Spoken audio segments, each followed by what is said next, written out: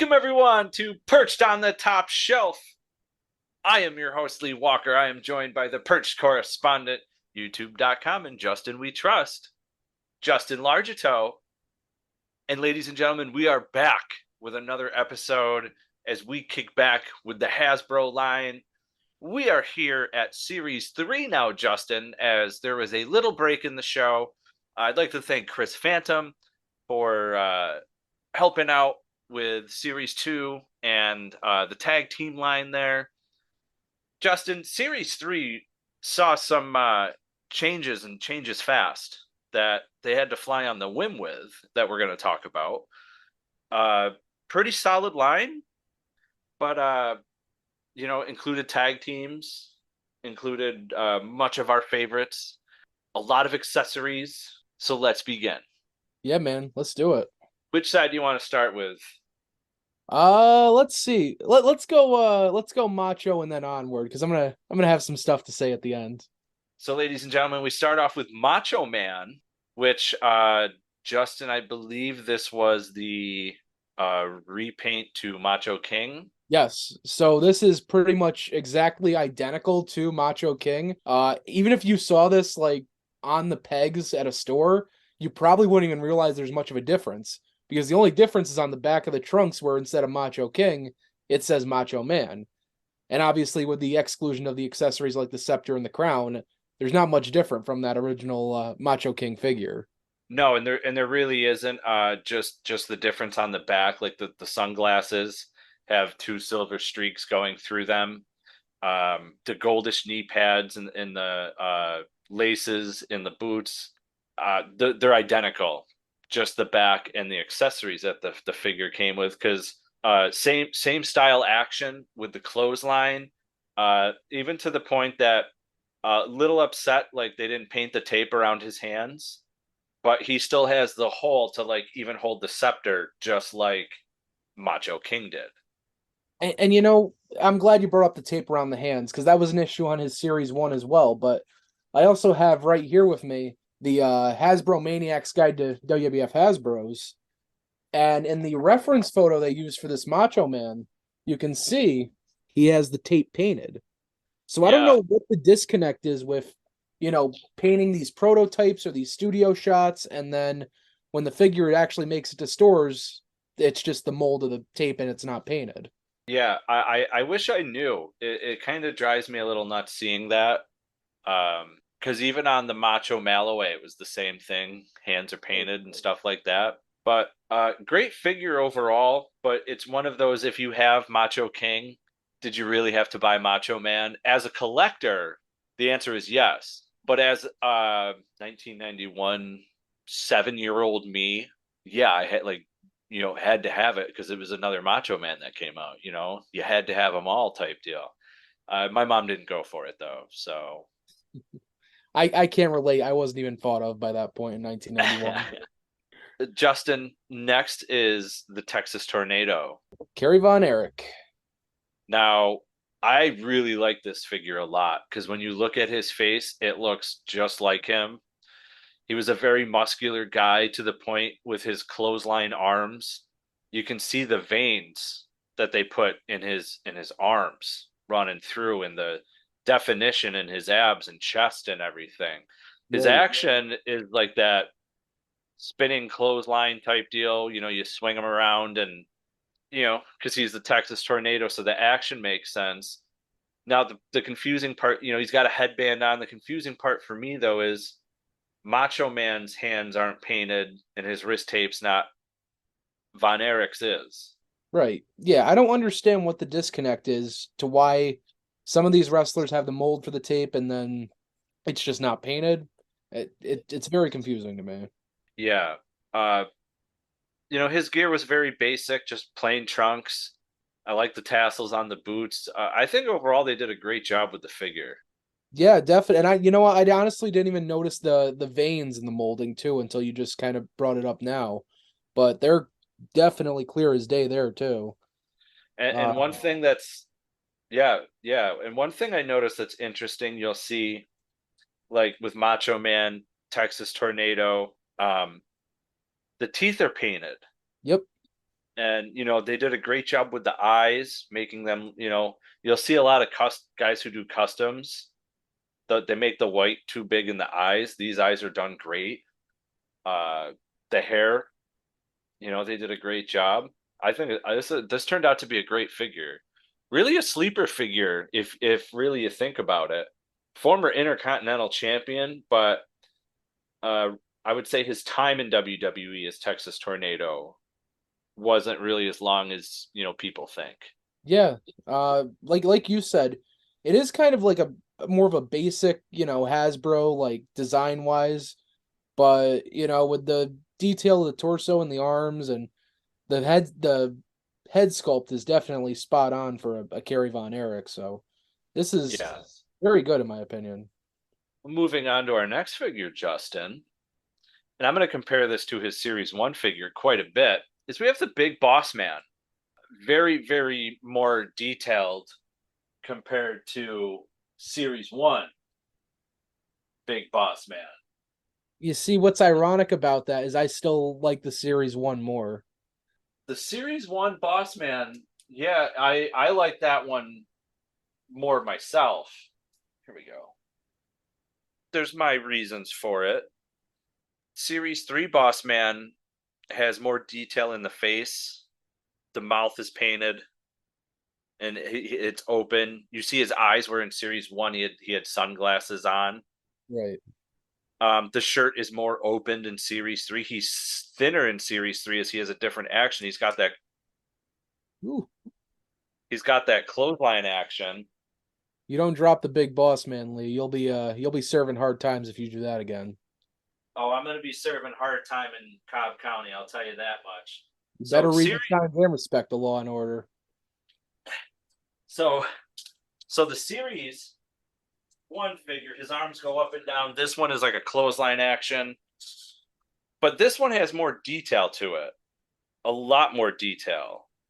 One of the things I notice, aside from like the arm, there's more detail in the shirt. There's more paint as like his sergeant lines are painted, where Series 1 they're not. Other than that, the only difference is on the left side of Series 1 he has like a tag, but on the right side that Series 1 didn't have, and this was kind of a sleeper to me that I didn't really see, Justin, was the fact that this action figure of the Big Boss Man has the Confederate flag on it. Oh shit, does it? The Series 3 one does? The Series 3 has a Confederate flag on it. Yeah, I don't have that one in front of me, so I can't get a good look at it, but I believe you. That's actually crazy. Well, my arm just broke off on mine. I got to fix it, but I'll Way. come up. I'll come up and show you on the camera. First you're fucking dropping him, then you're breaking his arm off? What the fuck? Oh my god, Lee. That's a Confederate flag right there. Oh shit. Yeah. Don't mind me as I perform surgery on air, folks. Oh, it's all good. It's all good. So, oh, so yeah, this Boss Man is way more intricate than Series 1. However, Series 1, Justin, just like you said, is always going to be my favorite. And the reason for that is because it was, I think, my 5th birthday. I had gotten the Big Boss Man, and I had gotten Hulk Hogan Series 1 for my birthday. So that always like stuck out to me as something that I'll always, have type deal. So when I first started collecting, those were the first 2 figures I bought. It was like, yep, got to have them. That's it, plain and simple. But overall, this Big Boss Man has more detail to it than Series 1, but Series 1 will always, always have my heart. Same here. Again, it's a great Boss Man, but Series 1, man, like, Yeah, it's just a more iconic style of Big Boss Man for Series 1. yeah. Absolutely. And if you're a fan of this big boss man, I apologize, but yeah, that's really it for me and on this. We're gonna move on to his first figure in the line, and he's perfect. He's That's Mr. Mr. Perfect. Perfect. I actually have this figure autographed upstairs. It's in a case, and it will never see the light of day unless I want it to protect the autograph. Right. And I don't blame you there. So don't hate fans. I'm sorry. It's just the way it is. Um, maybe one day I'll pull it out. I highly doubt it. Good as new. There we Good as go. new. Now we can sleep tonight. Yeah, because I would have been pretty upset. Pretty upset by that if I couldn't have fixed that. But as you said, we're moving on to Mr. Perfect Kurt Hennig. This version of Kurt Hennig in the Hasbro line has the full solid yellow singlet. You got the perfect scowl right there, blonde, bleach blonde hair, the black knee pads, white boots. So, as we were talking about with Macho earlier, so this one doesn't have it molded on the actual figure.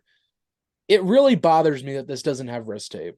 This Mr. Perfect, because that when I think of Mr. Perfect, I think of singlet, wrist tape, knee pads, white boots, and I feel like that's the one thing that stops this from being like a perfect Mr. Perfect. Ironically, a perfect Mr. Perfect Hasbro figure. You're not wrong. You have the book. Does it show his wrists painted?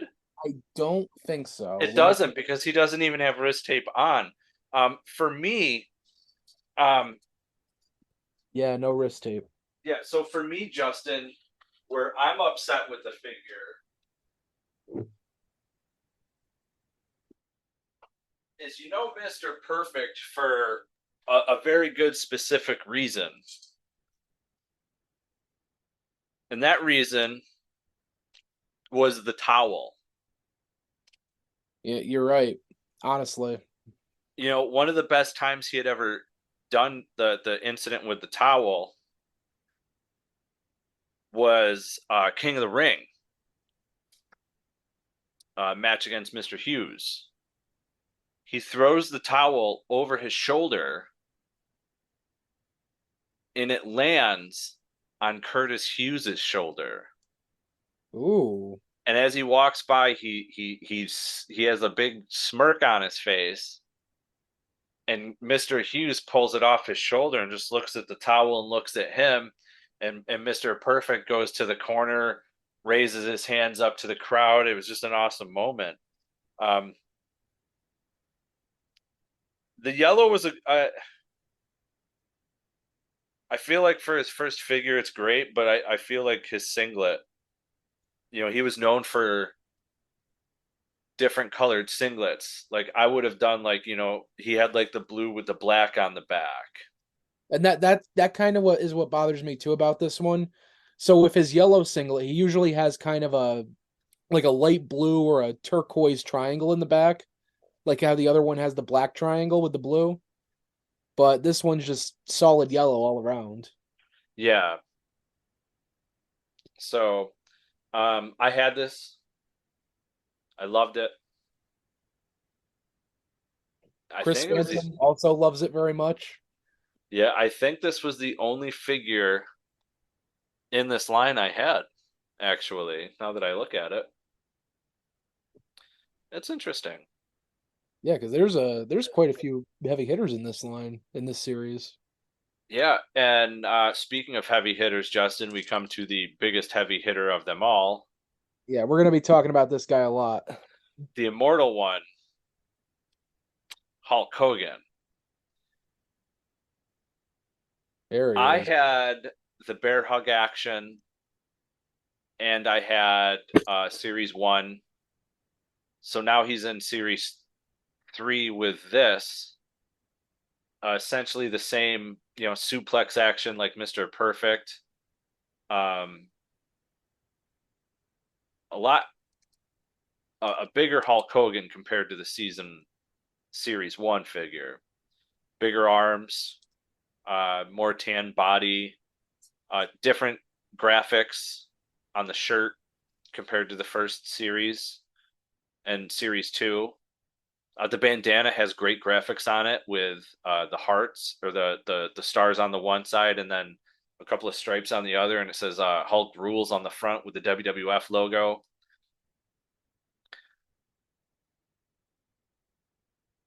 In my opinion, this is probably the best Hulk that they actually had made.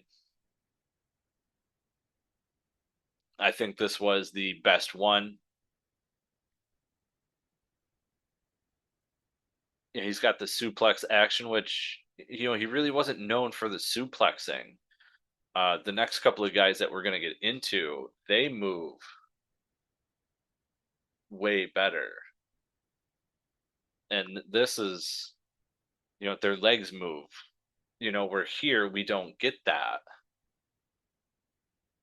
We don't get it at all, which you think with it being Hulk Hogan, the series one we got the body slam, which he was known for. Series two with the bear hug action, it was cool, but as a kid you really couldn't do much with it. But this one here, you can do the suplexing, headlocks. It's a great figure. There's no doubt about it. Later we would see this figure, and we'll talk about it in the mail-away.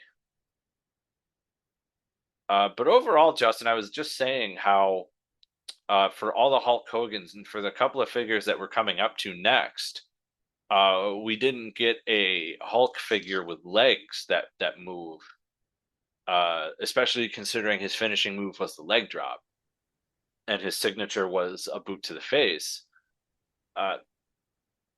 Again, overall, we see this figure come back in the mail-away form, which we'll talk about later on when we get to those.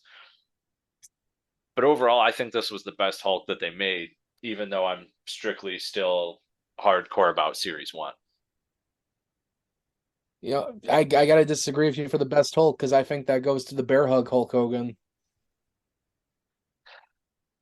I really do. I love that one the most. I see the action with the bear hug. He looks like he's flexing, showing all the pythons and everything. I love that one.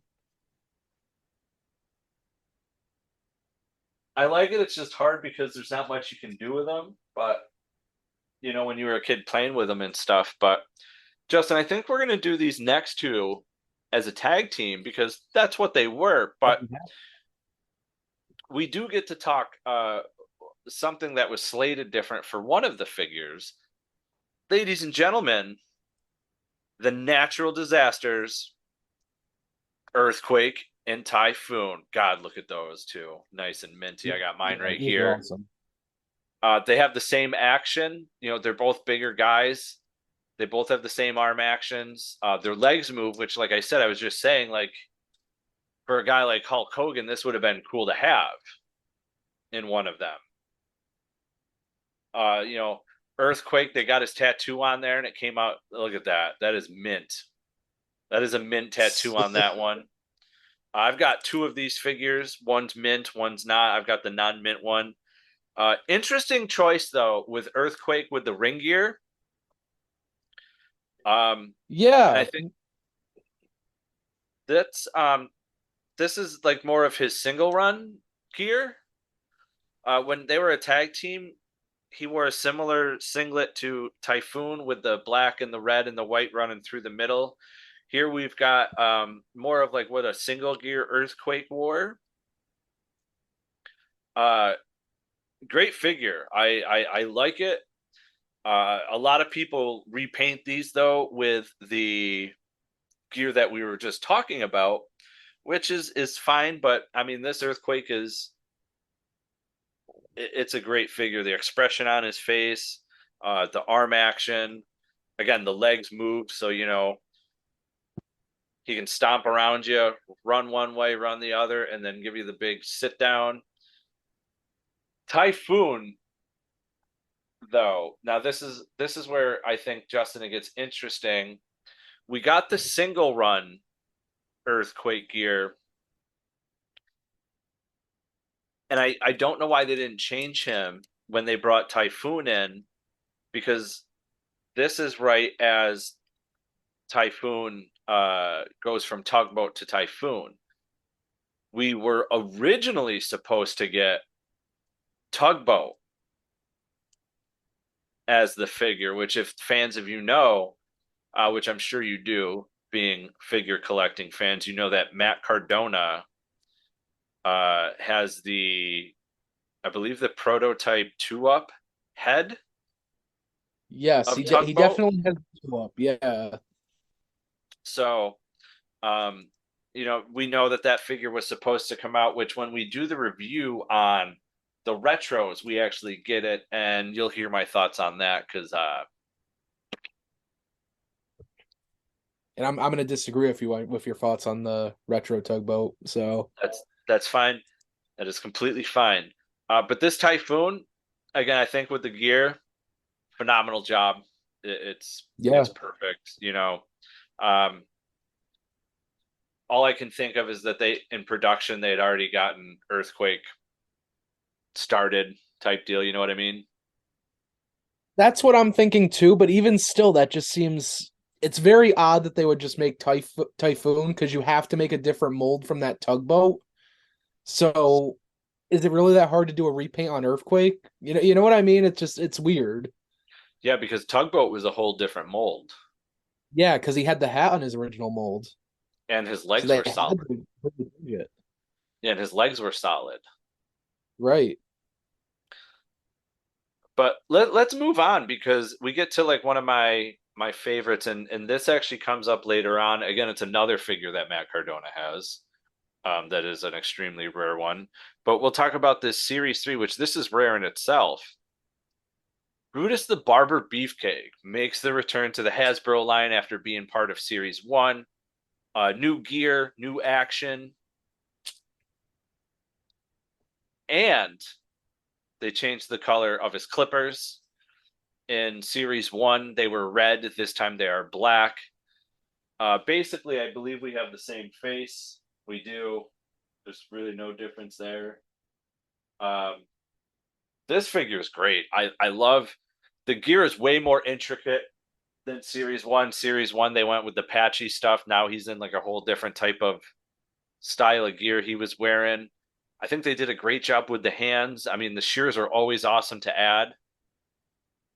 The only thing I wish we would have gotten was something where you could have both his hands hold it. You know what I mean? Hold the Right. shears at once, like him, like it looks like he's cutting type deal. Um, Also, what I love about this is you can take. When it's time for an adventure on the open highway, one quick call to American Family Insurance gets you headed in the right direction. Our Travel Peace of Mind package is there if you encounter a bump in the road. From roadside assistance to rental car coverage, we have you covered. Find a local agent or get a quote at amfam.com. American Family Insurance. American Family Mutual Insurance Company, SI, and its operating companies, 6000 American Parkway, Madison, Wisconsin. Take this and the rockers. I believe it's WCE that makes the 3D printed stuff for Hasbro rings with steel cages, and there is an actual, Justin, Barber playset of the barber shop. I've seen that out there. That's awesome. So you can relive that moment. I'm thinking about getting it, but I'm already pretty full behind me at the bar here. Right. Stage wise, to set stuff up like that. I recently just added you can't see it because I got stuff in front, but I just recently added the raw letters from the new Mattel Creations playset that comes with Undertaker, 1, 2, 3 Kid, and Razor Ramon. which fans, you're going to get a bonus episode Saturday. Justin and I are going to talk about a ton of stuff that we've missed from Elite, AEW, and so on and so forth. So make sure you get to check that out. But Justin, this figure, they've done a really good job. He's big. They always go really big on the muscles with these guys, and this was a figure that was no different. Yeah, this just the gear alone pops so much, which makes me love this Brutus. Even the sleeves on the arms are molded where it has kind of that crocodile skin kind of material. Yep. Just fantastic. I love this one all around. The zebra print, and they could have just went full zebra print on this and like not even bothered, but you have the molding with that same kind of crocodile skin material or that mold with the red stripes and everything. Like they went all out on this one when they didn't really even have to. They could have just given us like a simple repaint of that series 1. Yeah. They which I'm glad they didn't. Right. But, oh, I'm not complaining either. No, I love the zebra pants, to be honest with you, and the texture of the hands with his, stocking type like material he wore on his hands was awesome. And next we go into a former tag team partner of his, Greg the Hammer Valentine. Now, originally, fans, this was not the figure we were supposed to get. That's the figure that we got, what we were supposed to get, and it's advertised on the backs of the cards was the rhythm and blues style of Greg the Hammer Valentine. Justin, I say that we were supposed to get it because it is advertised on the back of the cards of Series 2. When you look at them, there were some things that when they changed, they didn't change the back of cards. And I believe it was supposed to come as a tag team set with Honky Tonk Man. So let me bring up something, because me and Chris Phantom did talk about the unreleased Rhythm and Blues tag team pack from the 2-pack series, the 2-pack episode. And he blew my fucking mind when we were talking about Greg the Hammer Valentine and this figure specifically. I had no clue until he told me, and I had to go back and pick up this figure afterwards and look at it and like really examine it.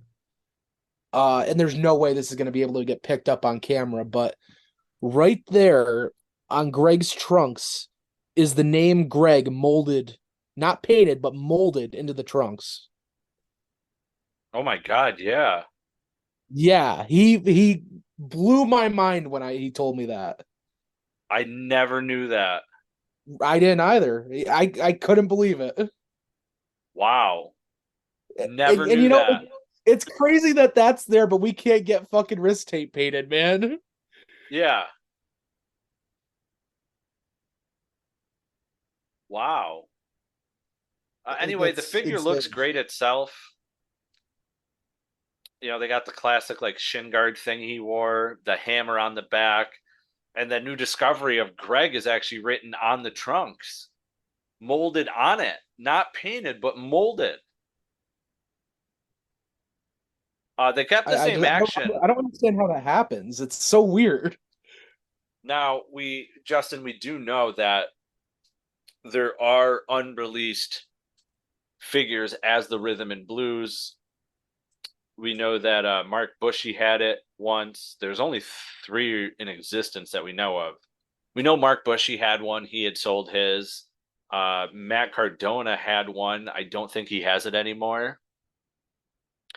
And then I believe the last owner is, the guy who owns Ringside Collectibles. Which those are the only 3 that are known in existence. Mine is obviously a remake that someone had done. But again, this is one that we wanted that we didn't get. And we do get it later in the Retro line. As you guys can see, I have the box out on display. As you see, Tugboat and Typhoon on there.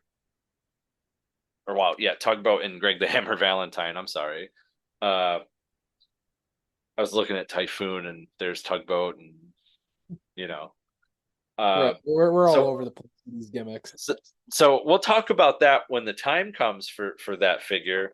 Now, Justin, you have the next figure that Not I Brett, not Dorn. He's not in this series, but now you have the next figure that I actually don't have loose, and that is we get another Ultimate Warrior. yeah. So brand new Ultimate Warrior, brand new mold. I love this figure. This is definitely, I would say, in my top 5 for the Hasbro line. The colors pop. The molding on the tassels is fantastic. The face looks great. Everything about this just screams Ultimate Warrior to me. This is my least favorite warrior. Fuck you, bro. No way. I won't accept that. And there's a lot of reasons. The first one is just a classic to me because it's the first one. The second one I think is actually the best one. To me, this one's the worst one. It's way more highly defined than the first one, 100%, especially with the feet with the tassels. I hate the Layers action. of tassels.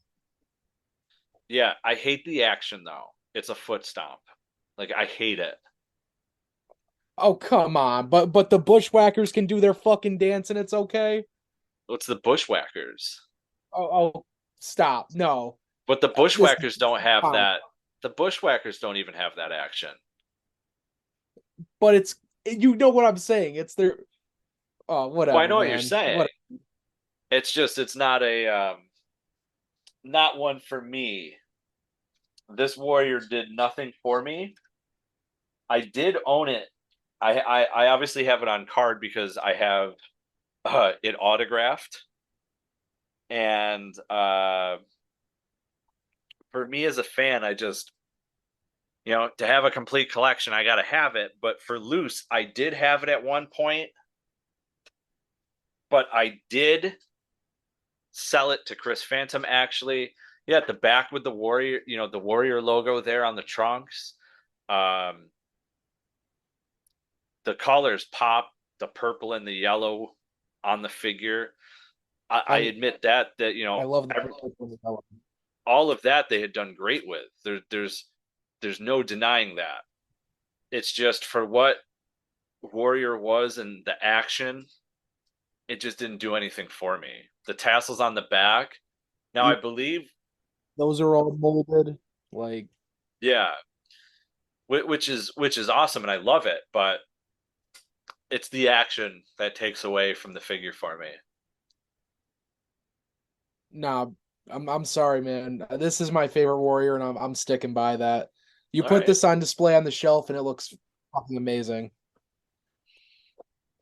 And I do agree with you on that. It does look great. It's just not for me, man. Well, let me tell you something, and I'll get right into our next figure. But listen up, you maggot, because there's one other guy that you don't have on that bar right there, and his name is Sergeant Slaughter. Yes, so we have Sergeant Slaughter here. Yeah, you grab Sergeant Slaughter. There he is. But very cool. He's got the hat molded on, the sunglasses. He has the point, and he has the little my action. Oh no, it does work. My action with the throwing the arms up and down. Singlet, the camo pants, which are very detailed, and the boots, along with the belt.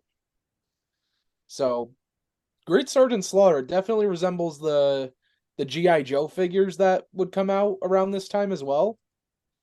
So, they did perfect on this one, I'd say. Yeah, his wrist tape's painted. Even the mustache too, just the mustache too, just really brings the face together. And the jaw, having it out. Right. This one they did great detail with. You look in the wrist tape and you can actually see like an army logo in the wrist tape. We're just noticing all this invisible molding here today. And that's on both wrists. He's got it on the hat. The belt looks great, and they even painted the little studs on it. Right. Great job with the army pants and the boots. I like how They they could have got just it. half-assed the camo completely, but they went all in on the camo. I like because their pants, they got them ruffled. Where like in like some of the ring gear, you see it's just nice and flat sitting on them, like trunks and stuff like Right. that. Here they got the ruffles in them. They did a great job with the face and the mold. It's just this was a great figure that they did. And he's got something that no one else does. He's the only one with a finger pointing. Right. You know, You never see that again. no. Overall, I think Slaughter was. This was a great figure that they did on Slaughter. Yeah. No complaints about it. I think it's perfect the way it is. But now let's get into it. Ladies and gentlemen, we are on our last figure. It is Koko B. Ware. He comes with Frankie. He's got the jumping action, sunglasses, bandana. His wrist tape is painted. Yep, they got Koko. Yeah. The jumping action makes sense. It looks good. I love the addition of Frankie, which, by the way, if you try and find Frankie, this little fucking bird is not cheap, by the way. Bro, it took me so long to get a Frankie. Not cheap. So if you can find the figure with the accessory, pay it because there are reproduction ones out there, but the quality's not there, and you can tell it's a reproduction. Frankie looks great. They put a lot of work in his feathers, for such a small accessory. Right. And I think it's awesome how literally Frankie's feet is molded so it can just lay right on Koko's arm. That's perfect. Now later on, we were going to get Koko with Owen Hart as the tag team. Unfortunately, Koko leaves. And that's instead why of Hart is in high energy gear. Yeah, and instead of getting Jim Neidhart in like Hart family type gear, he is in high energy gear as the new Rockets there with Owen. So we saw a change there, and we'll get to that when that time comes. Overall, Justin, a lot of these were big staples in the WWF at the time, these wrestlers. Really, for me as a kid, though, Greg Valentine was really more on his way out. And Texas Tornado only had like a couple years in the company. I didn't own them. But the rest of these guys, Natural Disasters, Hogan, Perfect, Macho, Slaughter, Beefcake, Koko, these were all mainstay names to me for a while. Koko, what made him interesting was literally the fact he came out with the parrot. Frankie. The Natural Disasters were just big brute men. Like, the jumping action, I really can't picture him in another action, if that makes sense. No, I kind of agree with you on that. I'm gonna campaign for it real quick since we're on the topic. We recently got that Jim the Anvil Neidhart redone in Hart Foundation gear in the retros in Series 2. Let's get a fucking Koko B. Ware high energy gear in one of these retro series. You got to do it. I agree. We got to get a Koko high energy. I'm not going to disagree with you there, man. Not going to disagree at all. Justin, is there anyone in Series 3? I mean, we talked about the small changes we would make in the figures. Is there anyone that you would actually take out, and who would you add in? Man, Tar. I think it's the lineup's good. I don't think I would take anyone out. Everyone kind of has their place. For the most part, all these figures look good. You know?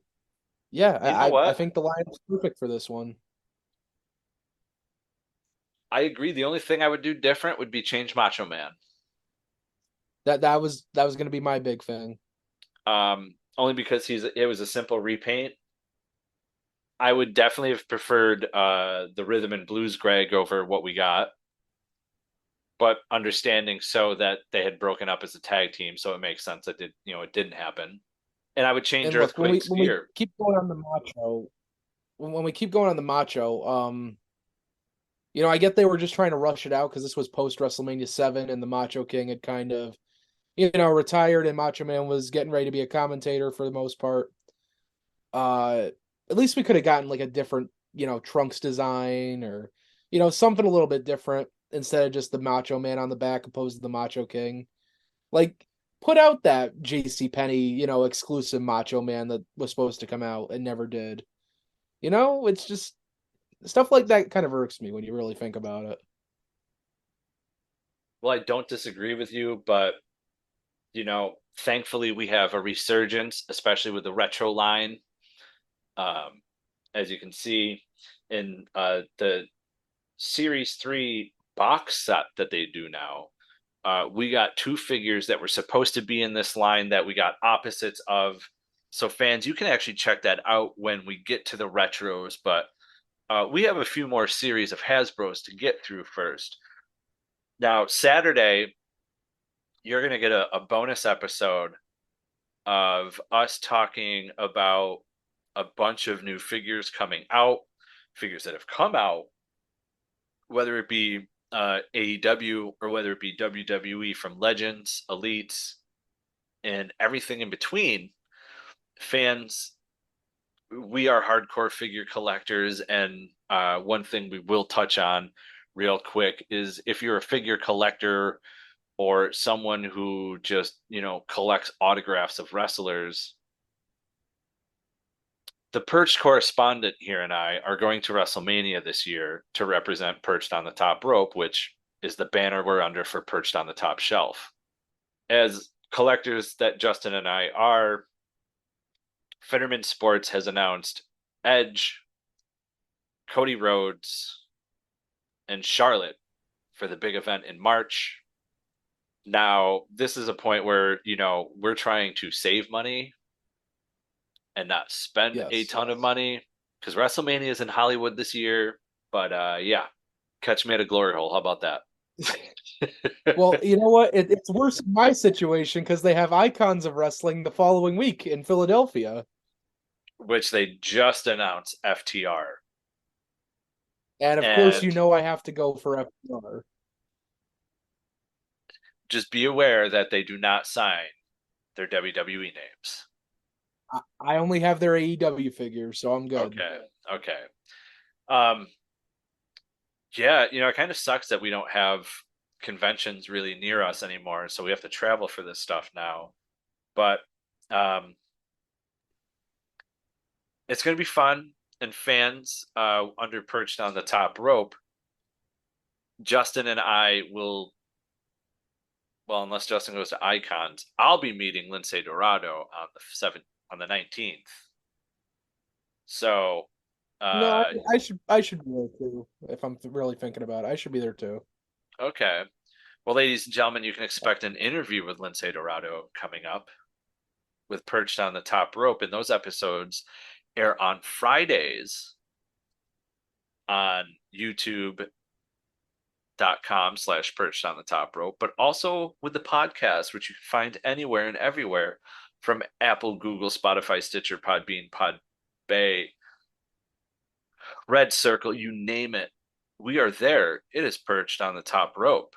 Again, we are Perched on the Top Shelf. We are just under the Perched on the Top Rope banner. And for those listening, we thank you for keeping us on your chartables from America, Ireland, well over 2 years we've been on their chart and have never left, and Italy. Thank you. In total, we've reached 9 different countries on Chartable, including Great Britain, Canada, Germany, Australia, and that's just to name a few. And we thank you, fans, for always tuning in and listen. We were even #1 in Singapore once, which I hope to have happen again someday.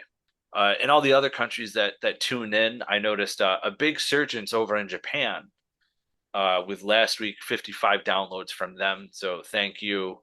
We hope to see your chartable soon. So make sure you tune in and listen in as Perched on the Top Shelf airs on Wednesdays. Perched on the Top Rope is Fridays. And we're giving you special content Saturday this week for Perched on the Top Shelf, talking more figures. You can check Alex, the adorable one, at twitch.tv, Perched on the Top Rope, on Sundays, streaming WWE games and much more. You can catch our Perched correspondent, Justin Largito. Right here's the co-host of the show. You can catch him on his YouTube channel, youtube.com, and Justin We Trust. The man just went to his 100th show. It also happened to be Raw, the 30th anniversary. His show is doing phenomenal. Make sure you go check them out. Justin, go ahead. I just wanted to point out real quick, just hit 100 shows. This upcoming Monday will be 101 with Raw in the Barclays Center in Brooklyn. And yes, there will be a vlog coming out soon after. So make sure you go check that out at youtube.com/InJustinWeTrust. Fans, you can check out all our other content at facebook.com/Perched on the Top Rope. As we are winding down, about to hit 11,000 likes, we thank you. You can check us out on Twitter at Perched Top Rope, Instagram at Perched on the Top Rope Podcast.